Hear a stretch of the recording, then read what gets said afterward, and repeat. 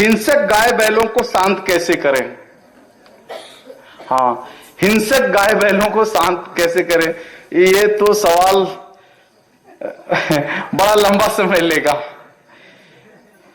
इसमें इतना ही कहना चाहूंगा कि जैसे हमारे बच्चे हिंसक हो जाते हैं, उनको शांत करते हैं प्रेम भाव से, दुलार के, पुचकार के, उसी तरीके से आप उनको कर सकते हो।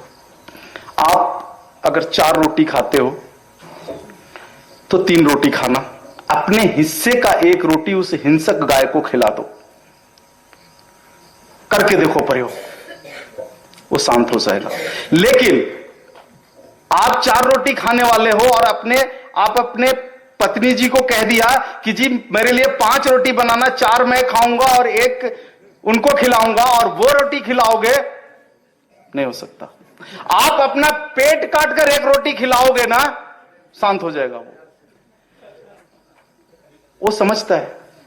नंदी को समझ है कि इसने अपने हिस्से की रोटी खिलाई है, तो उसको शांत होना पड़ेगा। लेकिन दूसरे के हिस्से की रोटी खिलाओगे, नहीं बात बनती। और इस पर प्रयोग करके देखा है।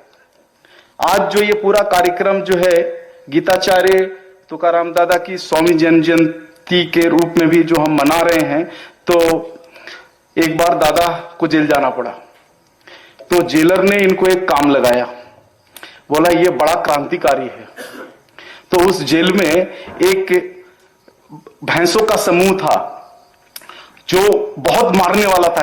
कोई भी पास में चल जाए चराने के लिए या खिलाने के लिए तो 2-4 बार फुटबॉल की तरह उछाल देता था।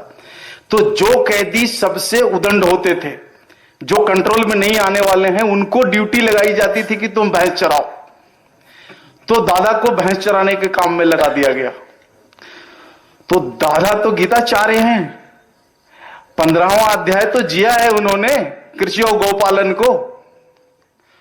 तो उनको 2 रोटी मिलती थी, 1 रोटी खाते थे और 1 रोटी जो है साथ में रख लेते थे, और जब चराने के लिए जाते थे तो उसको खिलाते थे। 1 दिन 2 दिन झपटा मारा, उसके बाद वह पशु शांत हुआ, एकदम शांत हो गया।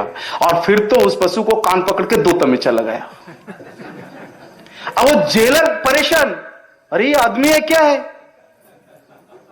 मैंने तो इसको सुधारने के लिए भेजा था, इसने इसको सुधार दिया।